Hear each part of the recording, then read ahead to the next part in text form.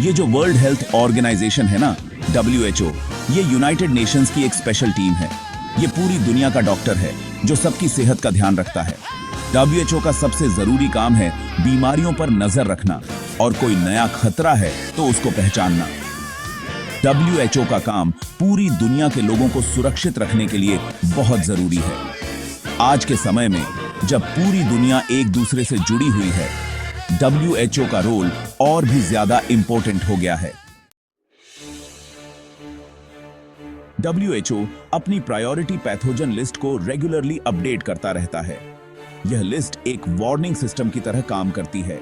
इसमें virus, bacteria और बाकी बीमारी फैलाने वाले एजेंट्स होते हैं। साइंटिस्ट और पब्लिक हेल्थ एक्सपर्ट्स इसका इस्तेमाल रिसर्च को प्रायोरिटाइज करने के लिए करते हैं।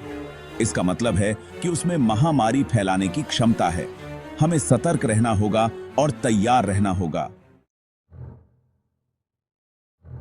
बुरखोल्डरिया प्स्यूडोमल्ली एक बैक्टीरिया है जो मिट्टी और पानी में पाया जाता है।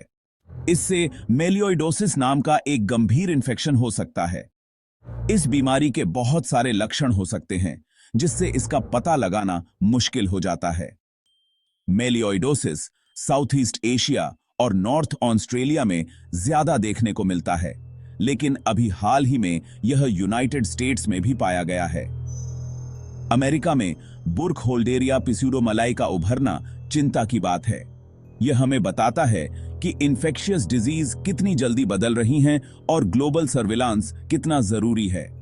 क्लाइमेट चेंज और ज्यादा ट्रेवल और ट्रेड की वजह से पैथोजेंस नए इलाकों में फैल सकते हैं।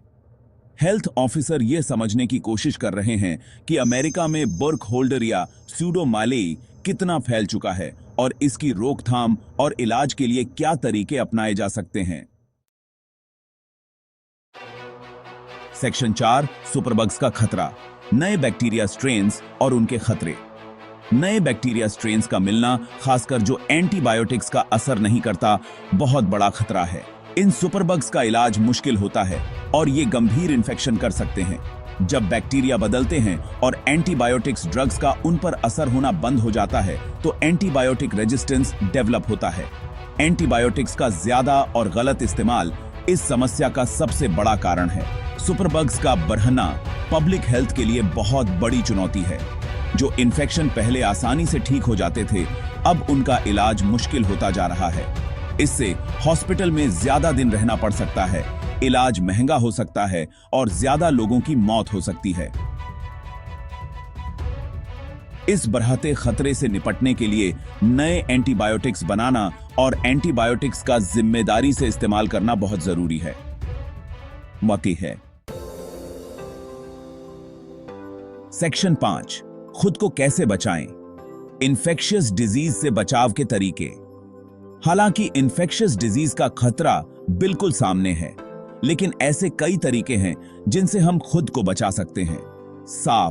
सफाई रखने की सिंपल आदतें, जैसे बार हाथ धोना, जर्म्स को फैलने से रोकने में बहुत मददगार साबित हो सकती हैं। इन्फेक्शियस डिजीज से बचने के लिए वैक्सीन सबसे असरदार तरीकों में से एक है। अपने एरिया में फैल रही बीमारियों के बारे में जानकारी रखना भी जरूरी है।